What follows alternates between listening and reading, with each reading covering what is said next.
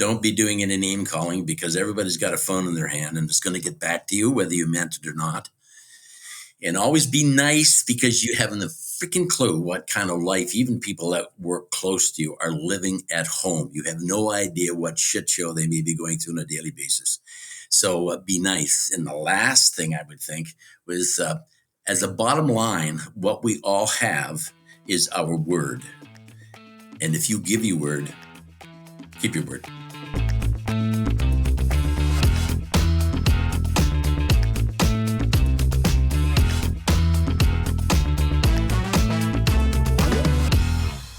Welcome back to AudioLife, where we tell your story in your voice. I'm excited to continue part 2 of my interview with Michael Dymond. On the last episode, we chatted about his unforgettable childhood growing up in Chatham, Ontario, where he had freedom on the streets, adventures across frozen lakes, and getting into all kinds of trouble. We also discussed how a passion for writing came about through the desire to tell his story, which he has many of. So if you missed that, please go back and listen to Michael Dymond's Storytellers episode 1. And without further ado, let's begin part 2. You made a couple of very interesting points about societal and cultural shifts, particularly one that stuck out for me. We're more connected than we ever are with technology these days, but at the same time, I feel that society and communities are more fractured than ever. And I agree. We're perhaps more polarized and divided than we've ever been. And you're right, whether it's right or wrong or whether you believe it or not, but institutions and religions and communities, they used to bring people together. And I do find that there's a lot of, pockets of individuals, and there's nothing wrong with individualism, but sometimes we're losing that connection together that we have with communities. And that's something that I've witnessed even. I'm a little bit younger than you are, but something that I've noticed, in the last 10, 15, 20 years as well. So thank you for sharing that, Michael. And I was going to wander into that part of it, but I thought that was too big a subject matter to technology right now, because, it's crazy. Everybody's living on their phone and they're not socializing the same way you may have 20 years ago. And that's as good as it is bad. We can't stop moving ahead technologically. We can't, because without change there's death. So you got to move on. But it's a struggle for a lot of people. And I, one that struggles with it significantly. So I thought it was too big a topic to mention. So I avoided the fact that I always have my phone in my hand, which is not a phone anymore. It's so many other things, but whatever. We actually had a question here, and I was cautious about asking it, but it was how do you feel technology has changed your life or changed society's life? And we can have a brief just a brief comment on it, Michael. We don't need to go too deep, but it is something that I realize is it's both an amazing positive transformation for all of life, but at the same time, it is a double-edged sword. And I'm just curious to your thoughts about that, Michael. Everything is. Mm-hmm. I always start out by thinking it wasn't that long ago, although to me and to you, a long time ago was 50, 60 years, but geologically speaking, it's nothing. But I remember not knowing what the hell was going on across the street or across the river, not that too far from me, in the lives of other people. No clue. Now, with a phone in my hand, I can sneak into somebody's backyard in Afghanistan, in Africa, in Australia, and find out what's going on. And I can Google anything and get some good responses. And I can go on Instagram and TikTok and find out what other people are doing, and Facebook and find out what other people are doing, good or bad. And I think that's wonderful, because it's information is what we need. But I think we're on overload. I don't think lots of people, myself included, are capable of synthesizing all that's going on out there, although AI will help to do that. But let's not get into that. I think overload is a good word. More people know more about the world than most people knew just a few years ago, and it's right here. And I don't think they know what to do with it. And from an entertainment perspective, if you go anywhere, everybody and their brother's on their phone, walking into walls, tripping down steps, sitting in groups of 5 or 6 and not talking because they're on their phone doing something. You're right, double-edged sword. That's as good as it is bad, because the more we know, the better. But what we do with that knowledge is really a challenge. And I guess the influences in your life from outside, professionally and socially, affect decisions you may make around what information you have to deal with. It's overwhelming. It's just stunning and overwhelming. That's that's the only comment. I often say to myself, leave your phone, plug it in, and walk away and leave it there for a few hours. Don't take it with you. I'm not taking it to lunch. I'm not taking it to dinner. We're going for a drive. I'm not taking it. And then all of a sudden you feel like there's something missing because you haven't got your phone stuck in your back pocket. You just get It's pulled a into it because bizarre. that's today. And if you're not in today, you got some issues. Exactly, and it's kind of a necessity, but it's a bizarre feeling when you forget your phone and you feel like something's missing in your body, and it you're like, what, am I that addicted to my device? I need this. It feels as part of me. I mean, Yeah. and I look at my screen time. I have a couple of hours per day screen time, and I was horrified at that. And then I talked with some of my friends, and it's like 9, 10, 11 hours plus that they're occupied on these phones. So I absolutely agree Yeah. with you. Information is good. Overwhelming overstimulation of information slash misinformation, dissecting what is fact and fiction. Um, Yeah. that's the double nature of it, and I totally agree with you. I'm both excited about where technology takes us, but also very cautious and wary about our relationship with it. We talk about accuracy of information, and it's great with accessibility, but perhaps you can share some life lessons or wisdom that you've accumulated over the years. Wow. We're going deep. Well, yeah, there's got to be a ton life lessons. Wow. Um, One thing I learned working, because you can go to a workplace and find people that are working there full time, like you may be working there full time, different position, and maybe they're not seen, recognized, accepted, listened to. And I guess one of life lessons in the work field is, regardless of who the person is, if they're working in a particular position in a particular company with you, or maybe they're part of your whole operation, by the very fact that they're there, the very fact that they're there, they need to be recognized and listened to and asked for input, because they're in the same boat, paddling in the same direction, and they're going to live or die based on what collectively happens. So I'm thinking that everybody that works somewhere within your sphere of influence or reference needs to be listened to, recognized, and listened to. I don't care who they are, how lowly they may be in your work field. So don't dismiss anybody. Always communicate with people. I found that over the years. Always communicate. It doesn't really matter if you get to know their name, use their name. And as my grandmother would say, mind your manners. Please, thank you, are very, Mhm. very important. Don't be doing any name calling, because everybody's got a phone in their hand and it's going to get back to you whether you meant it or not. And always be nice, because you haven't a freaking clue what kind of life even people that work close to you are living at home. You have no idea what shit show they may be going through on a daily basis. So be nice. And the last thing I would think was, as a bottom line, what we all have is our word. And if you give your word, keep your word. Life That's lessons. They're all that's that's all a result of my experiences, to realize that you need to talk to people, you need to have nice manners. You don't call names, you call anybody names, and you're nice because you don't know what life they're leaving. And if you're going to give you somebody your word, damn well stick to it. Because if you don't stick to it for a couple of times, you're gone. They don't trust you anymore. I don't care who it is.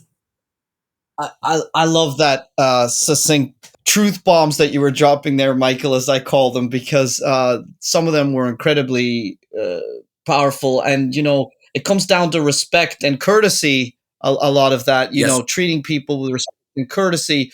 I can't remember who said it, but our words make us different from the animals. But and again, not to go back to the society at the moment, but you know, there's a lot of anonymous keyboard warriors out there where you can say whatever you want to Wow. say, and there's They're cowards. Yes. Yeah. there's no accountability for it. So I None, believe it. none. Maybe that's a bit old fashioned, but I'm the same. If I say something, I mean, I at my very best need to honor that, because without that, I mean, That's where's all the you got. integrity?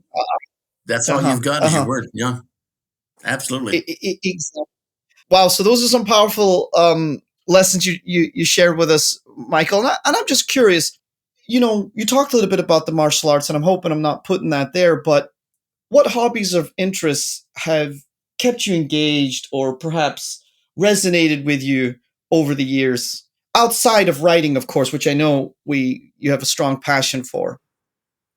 I didn't really play a lot of sports. I was the easier ones were track and field, and I did that in high school and in college. Um, Played a bit of hockey with some guys later in life in those early morning leagues.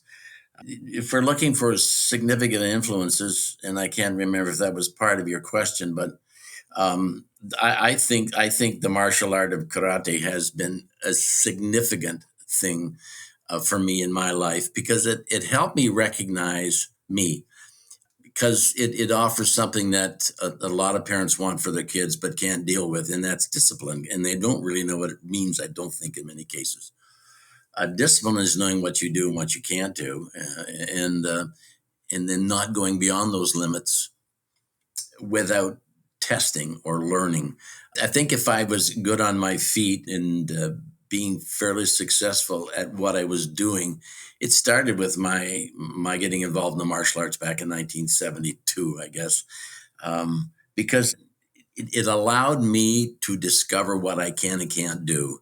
And in the area when I what I can do to improve on that, in the area that I can't do, figure out ways to get out of that can't and into something a little more positive. Um, it was very growth oriented, without question, because your teachers asked you to do some stuff that you did not think you were capable of doing. In most cases, it was physical, but that flowed over into the mental and social side of things. You started to feel a little more confident about yourself, and then you could challenge yourself a little more. That would have been the significant influence in my life.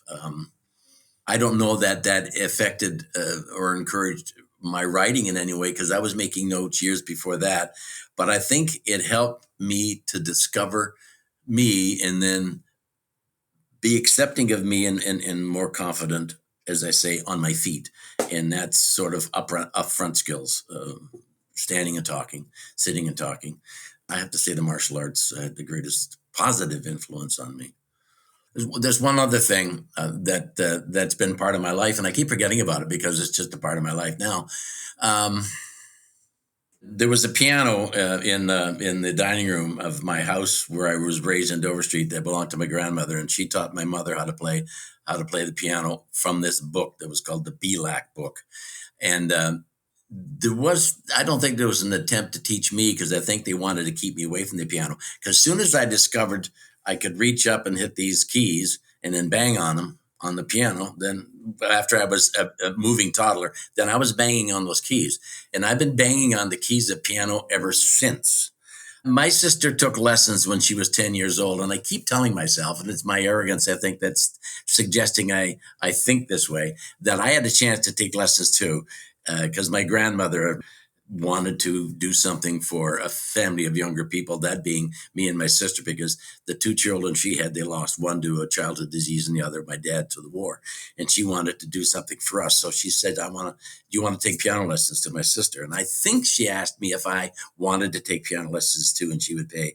And I said no, because the last thing I wanted to do was dance around the street carrying a little leather satchel down to the piano teacher's office. Miss Fuster was her name, and then all the boys that I ran the street with, the He-Man Woman Haters Club from Spanky and our gang, they would be making fun of me. So I said, no, I'm not taking lessons. So I didn't take lessons. Now, I may not have had the opportunity, but I keep telling myself I was asked and I said no. But since I started banging on the piano and discovering the white keys, and I discovered the black keys, and they're raised up, and there's 3 and 2, and they're easier to get to, and easier to see, and easier to play. So I taught myself to play, and I've been playing ever since, and I've always had a piano in the house. So that's been my therapy. That's been my go-to therapy for my whole life. When frustrating moments, and I just sit down and run up and down the keyboard. I know there's only 12 keys, but that mean anything, but they come in at different octaves. But if there's a song in my head, I can find it on the keyboard and play it. So that's been my therapy for my whole life. If I was looking to say I had a therapy, so I add that to the discussion. I think that's beautiful. It almost becomes a meditative escape when you're lost in music, as somebody who's very passionate about music as Exactly. well. And you Exactly. just get on the keys and everything melts away. So Yep. that's really cool, Michael. Thanks for sharing that. How do you spend your days now? You mentioned a little bit about traveling and so on, but what does a typical day look like in your world? Well, I have a sort of a limited exercise routine that I go through. That came out of the martial arts. It's nothing intense because my body complains the next day if I try to do something too intense. So I do a little bit of that exercise every day. I don't walk as often as I should, but I do. There are some TV shows I like to watch. I'd like to read stuff, but I don't read fiction. I want to be educated or entertained when I read, so I read stuff that provides me with that opportunity. It's not a time filler for me. I love to watch movies, and I watch lots of movies. As I tell my friends and my wife, I'm exceptionally good at doing nothing. So I add the word meditate to that. So I don't have an issue with filling a couple of hours today on that basis. I'm not journaling as much as I used to, but when I'm enthused, I'll sit down and get on the journal stuff. Um, I still train in the martial art on Thursday mornings with friends in London that I've been friends with since 1974. There's not much more than that I can think of. We do travel a fair amount, but that's a typical day. And now for a word from our sponsors. Ready to share your stories and life philosophy? Or capture those of a parent or grandparent? Or maybe a corporate package is right for you to build connection across your workforce and add value to your clients. Visit audiolife.io today to learn more.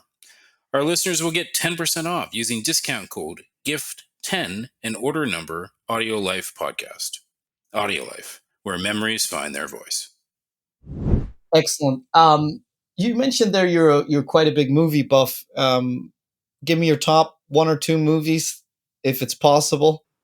I like the Denzel Washington did a series of movies called Equalizer, and the Equalizer Mm. 3 just came out, and I've watched it, and I like that because I don't know, equalizes the word. It deals with dealing with people that seem to be taking advantage of other people unfairly, and this guy comes along and helps them through their struggles. And I guess Mhm. maybe that has a connection to everybody's life today. So I like that. I like that series. I like the Bourne series. Same with I read a book. I want to be entertained and I want to learn something.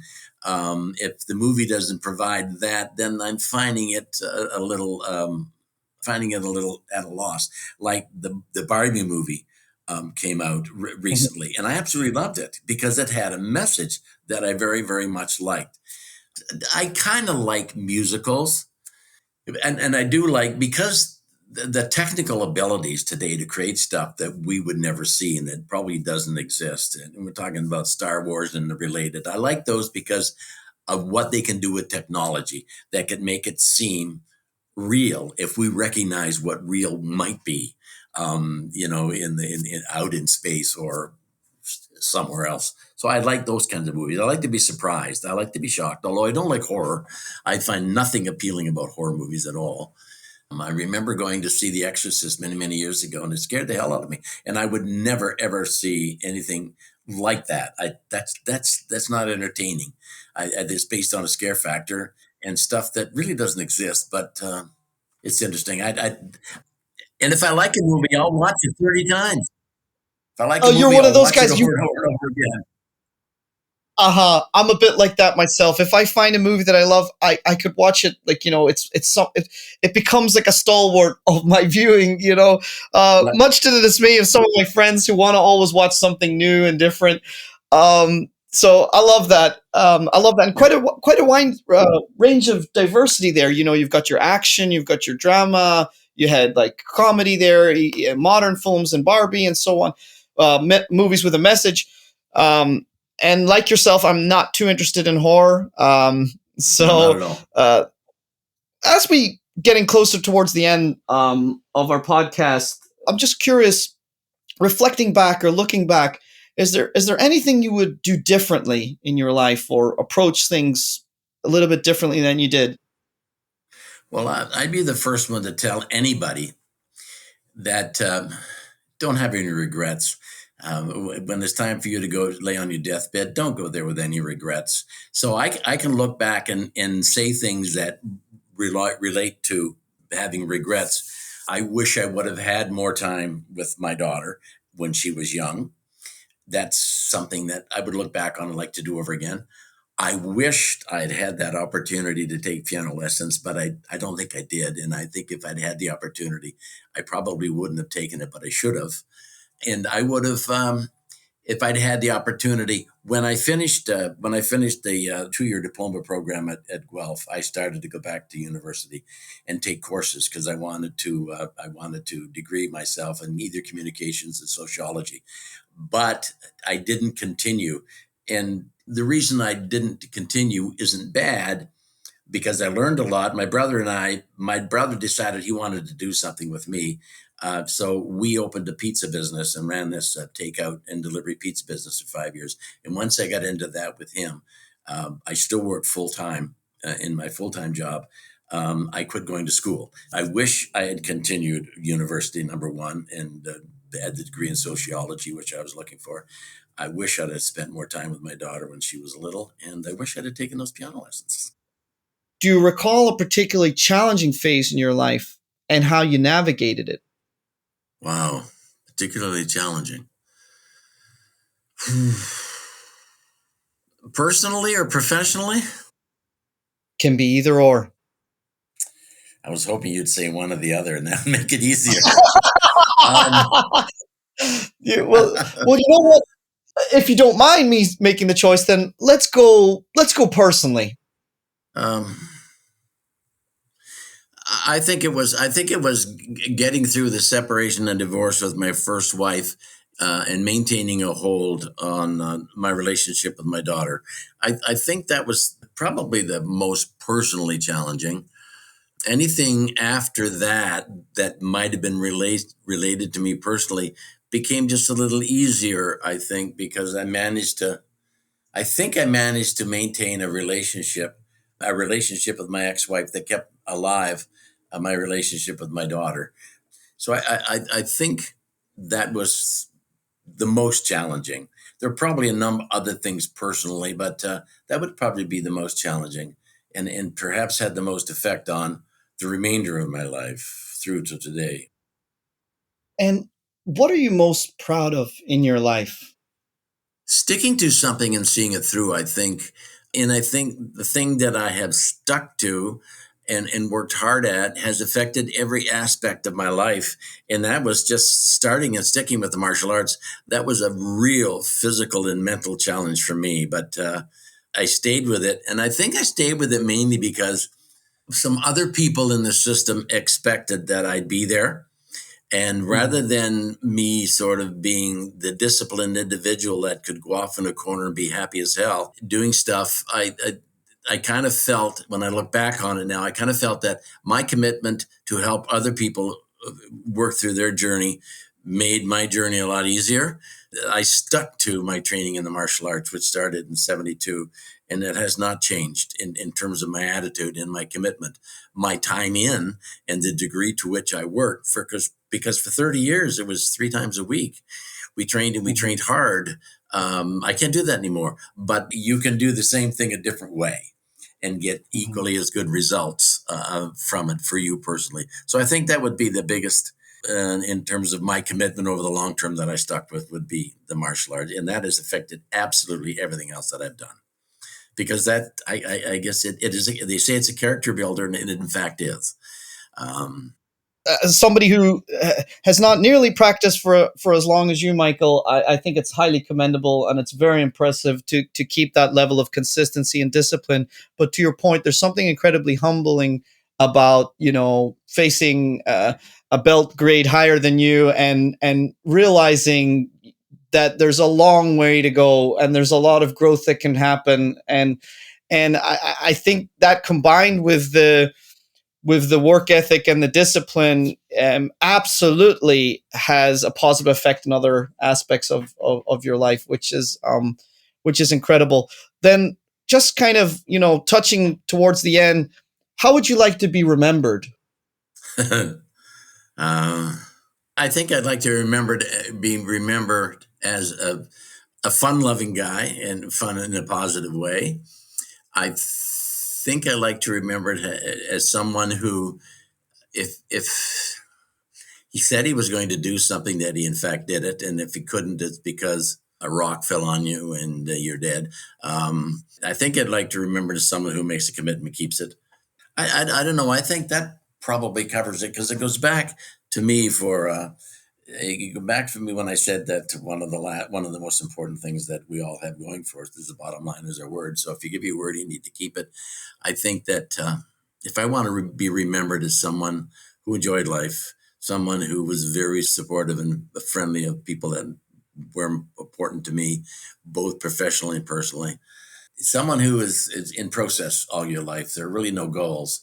There are just sort of short steps on the way. I'd like to be remembered as someone who, if I once said you need to become and not have, that I've worked hard at becoming me, whatever that is, and not just simply having stuff.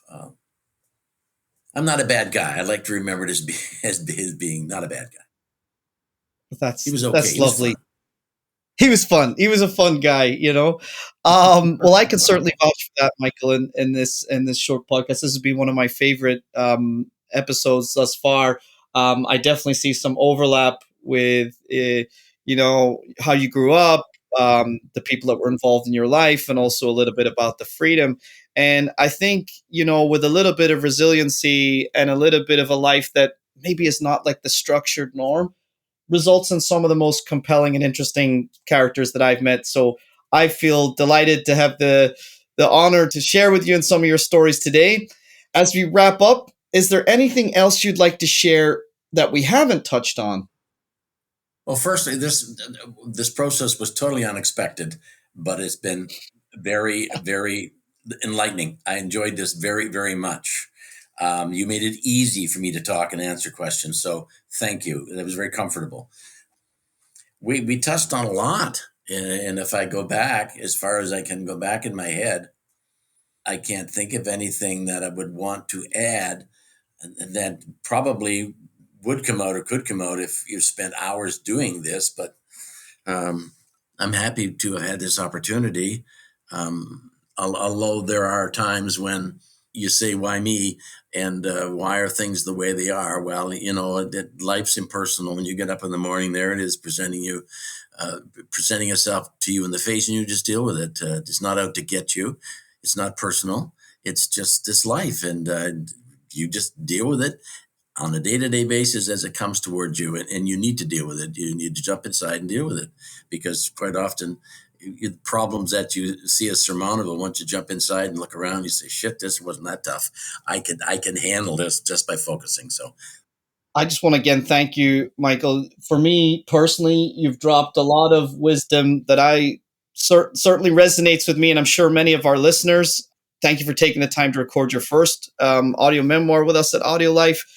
thank You're an you. incredibly interesting It's been guy, wonderful. and it has been wonderful for me personally, and for some of our listeners. You've written some books, and I'd love to get a deeper dive into some of those stories. Is there one that we should check out first that you would recommend, or maybe one or two that you think, okay, those are the ones that might be the easiest to get into, or what would you say is a good starting place? Each has its own message, I would think. The first one I wrote is just about my sister and I growing up over a period of 1948 to 1958 in small town Chatham, and all the stuff that I did. I said this in the book. I didn't want to give a historical perspective on Chatham. The book had to have a context, and that context was Chatham. So I did a bit of research on what Chatham was all about over the course of the 10 years that the book covers. So if you're looking for some insight into a kid's life and some of the things that they did, it's a memoir. It's an okay thing. The second book is, as I mentioned, just a collection of 30 years worth of notes that I just sort of took that note and expanded on it and talked about it. And I've referenced a couple of things in our conversation that are in that book. So it's sort of a self-help thing. And it's not a book that you sit down and read. It may take you a year to get through it because if you read some of the stuff, you spend time thinking about it, I would hope. The third book is I hung out in this park as a kid in the summer my whole life. And I needed to write a story about just being in that park for the summer. So the story starts at the end of June in 1963, and I just kept on writing until I told everything that I wanted to tell about what I did as a kid. And it ended up 625 pages later being done when we went back to school 2 months later. So it's just a story of three guys hanging out, talking trash, Googling the girls, getting into fights, hitchhiking places, traveling to the lake, hassling some girls, going to parties, going to the show.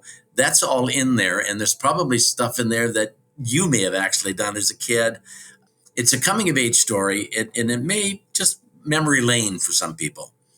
There's a couple of incidents in there involving getting to know an older girl sexually. They didn't happen. That's all in my head. The rest of the stuff actually happened. And the fourth book, when I was putting together the notes for my first book, I always asked my mother questions about my dad, who I never knew, and she would answer the questions, and I would make notes. And then one day, when I was finishing up my first book, I said, we were talking about something, and my mother said, you might as well have these. So she went to the bedroom and came back with this stack of letters wrapped in faded blue and pink ribbon. And there was about 220, 30 of these letters that my dad had written to her from before he went into the war, on the war's front, and up till the day he was killed, which was a week before the war ended. So I said, I've got to do something. So the fourth book I wrote was just a story about mom and dad, as much as I could recall and build around. And in there are 54 letters that are verbatim as he wrote them from his experience overseas. So it depends on what you're looking for. At least twice a week, I get a call from indie publishing companies or small on-demand publishing companies that want to take one of my books and do the world with it, but it's only going to cost me $2,000 in order to do this. And each time they call, they talk about a different book. I think the one that may be most informative would be the last book I wrote, and it's called Ducky, Life Letters, because that's how my mom and dad lived their life just after they got married. They lived it vicariously by letters written back and forth. That might be the most enjoyable. That might provide the most insight into, the life of someone who wasn't at home and wanted to be there, but was facing other challenges in life that the rest of the world was facing as well during World War II. So that might be one that you may want to look at more than the others. That's awesome. I don't know what else to say. Oh, awesome, Michael. Thanks for that. I look forward to investigating some of those, and certainly your latest book and your efforts. If it's been anything near as thrilling as our conversation today, I'll be excited, and I'm sure we'll get talking again soon. So thank you, Mike. Very welcome.